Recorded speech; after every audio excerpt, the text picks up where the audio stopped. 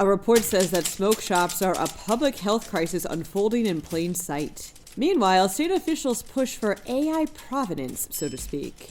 Giant Eagle wants your pennies, and an expert explains why Acroshore might be haunted. I'm Claudia Dimuro, and you're listening to Today in PA.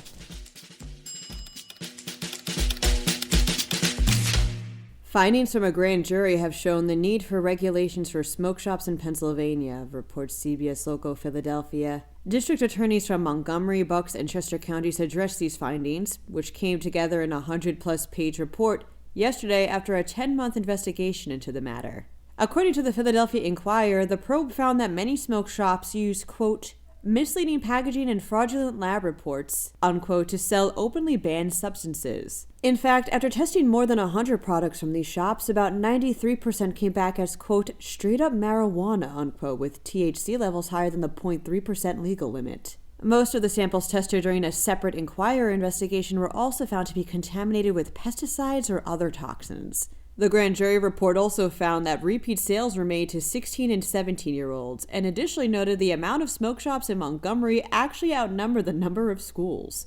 The report calls this all, quote, a public health crisis unfolding in plain sight, unquote, and officials are hoping to use it to reform and regulate these shops and the products they sell statewide.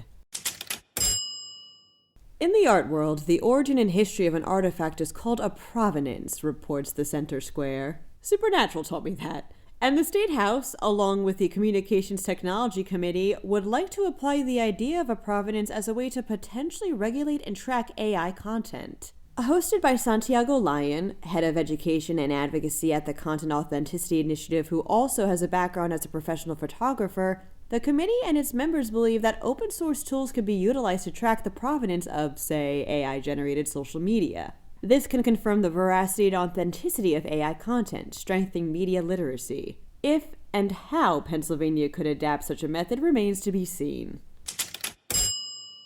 Giant Eagle wants your pennies, states PennLive, and in return will give you a gift card. To participate, you have to convert at least 50 cents worth of pennies, and the max is 10,000, which Giant Eagle will convert into a $200 gift card as they're doubling the amount you donate. This offer is only good for tomorrow from 11 a.m. to 4 p.m. This move comes as the penny begins to get phased out and will hopefully ensure that Giant Eagle can, quote, maintain accuracy and fairness while it awaits its formal guidance from the U.S. government regarding future rounding practices. Acroshore Stadium has been recognized as one of the most haunted NFL stadiums in the country, says CBS Local Pittsburgh. According to Men's Journal, it's the 10th most haunted overall. In trying to figure out why, CBS Local tapped Andy Masich of the Heinz History Center to see what part of the stadium's history could have dredged up a couple of ghosts.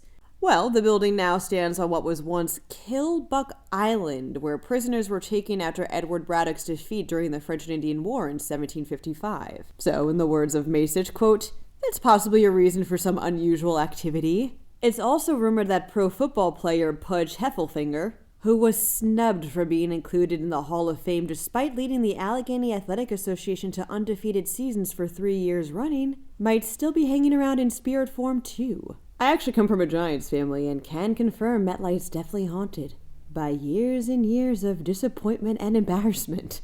Happy Halloween! Just as a heads up, I'm off Monday, so there's going to be a light episode for you. A bit of a spooky one, despite Halloween being over by then. Until Tuesday, I'm Claudia Dimuro. Enjoy your weekend and see you when I see you for more Today in PA.